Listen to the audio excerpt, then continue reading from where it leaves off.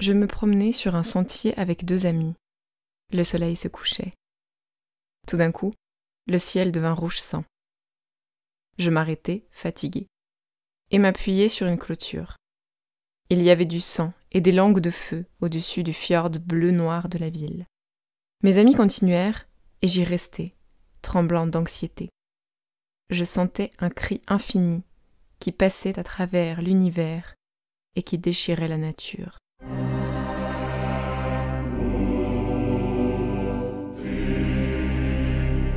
Edvard Munch est né le 12 décembre 1863 à Adalsbrück et meurt le 23 janvier 1944 à Oslo.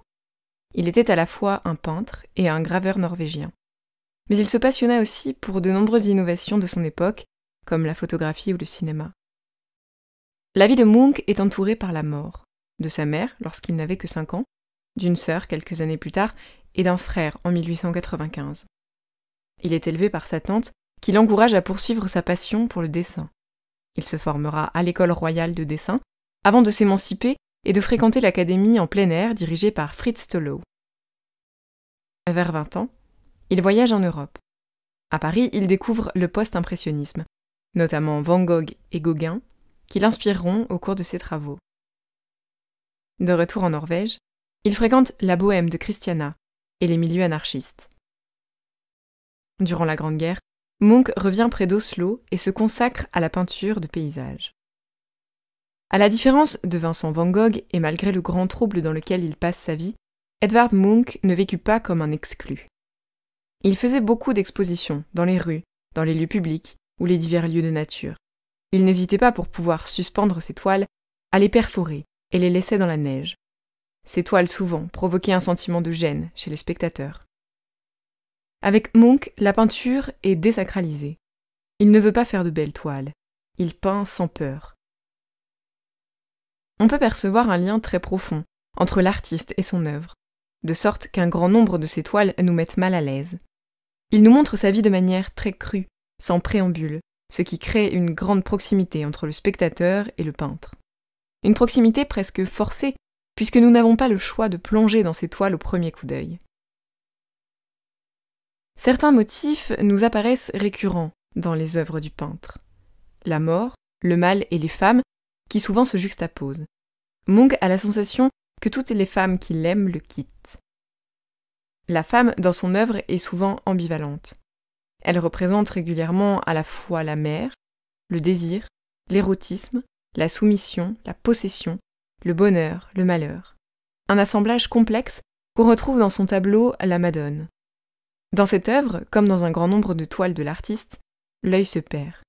Nous ressentons une impression de vertige qui nous envahit. Dans la toile Vampire, cette ambivalence nous possède encore plus fortement. Nous ne parvenons pas à connaître la nature de l'œuvre et les personnages.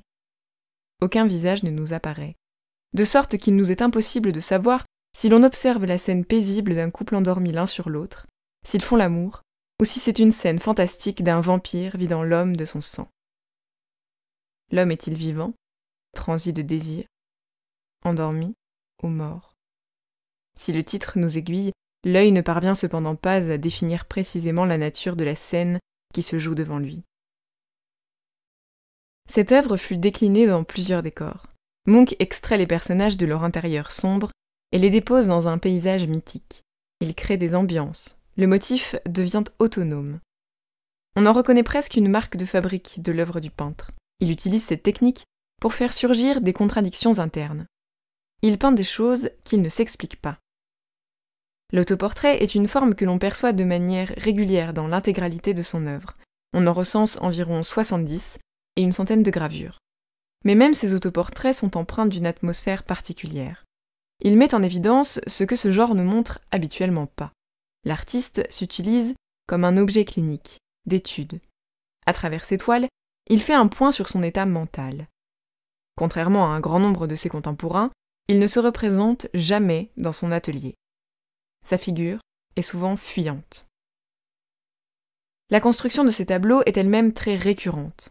On trouve généralement un visage au premier plan, un visage presque momifié, qui attire notre œil et derrière lui une diagonale, longue et rectiligne, torturant notre vision, incapable de se fixer entre ces deux éléments, nous empêchant en fait de sombrer totalement dans le tableau. Comme si ce visage était notre garde-fou, comme si le peintre souhaitait tout de même nous protéger. Le cri utilise cette construction. Meurtre sur la route aussi. Le visage, au bas du tableau, est inquiétant.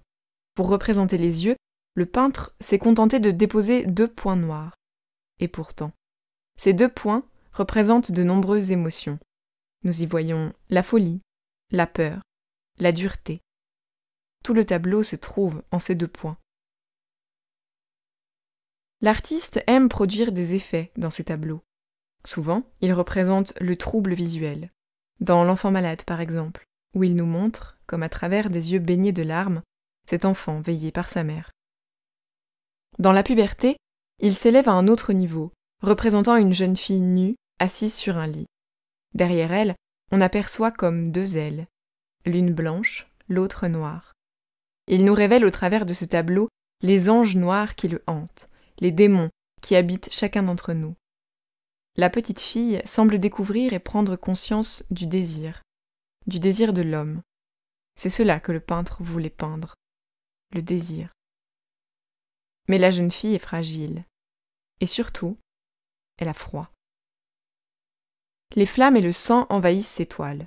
Dans son tableau « La maison à la vigne vierge », on voit le peintre au premier plan quitter une grande bâtisse. La vigne dans son mouvement et sa représentation nous laissent dubitatifs. Cette maison n'est-elle pas en feu ? L'espèce de la plante et sa couleur ne peut que nous évoquer le vin, la folie de Munch, qui traverse un épisode alcoolique à cette période. Ne tente-t-il pas justement de fuir cette folie ? Lorsqu'il boit, Munch est sujet à des crises de paranoïa de plus en plus fortes. Il est persuadé d'être persécuté, même par ses amis proches. Cependant, même durant cette période, il continue à peindre. Il s'épuise, peignant tout le jour et buvant toute la nuit. Il décide alors de se rendre à Copenhague, dans une clinique. C'est le docteur Jacobson qui s'occupera de lui avec une très grande dévotion. Edvard Munch reconnaîtra lui-même que ce docteur lui a sauvé la vie. Durant de nombreuses années, le peintre fit de nombreux efforts pour être normal, avoir des relations normales, des sentiments normaux. Il finit par se rendre compte qu'il en était incapable, qu'il n'était en fait capable que d'une chose, peindre. Chacun de ses tableaux est à son image, à la fois un bonheur et une angoisse mêlée. Vers la fin de sa vie, Munch frôlera même l'abstraction.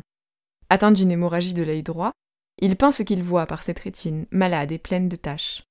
Il est très avant-gardiste dans sa façon de travailler. Passionné par les inventions de son siècle, il expérimente de multiples techniques. Il achètera en 1902 un Kodak et développera ses prises de vue dans sa salle de bain, créant des transparences et des traces de doigts sur ses photographies. Considéré comme un artiste dégénéré par le gouvernement nazi, il lègue avant sa mort l'intégralité de son œuvre à la ville d'Oslo. La vie de Munch fut très mouvementée et empreinte de souffrance. Ses tableaux, si particuliers, nous invitent à plonger dans sa vie. Il nous est impossible de les esquiver du regard tant ils sont attirants et captivants. Malgré les malaises que l'on ressent devant ces toiles, elles restent fascinantes. On peut même parfois se reconnaître dans les sujets qu'il traite. Munch est un peintre de l'âme, de l'intime, de l'humain. Il n'embellit rien, laisse la violence, la souffrance et la laideur apparente. Il casse l'idée sacrée du tableau et n'hésite pas à torturer la toile pour montrer la torture de son esprit. Et si malgré tout nous continuons d'aimer ces étranges représentations, c'est parce qu'au fond de nous, nous avons tous un peu de la mélancolie d'Edvard Munch.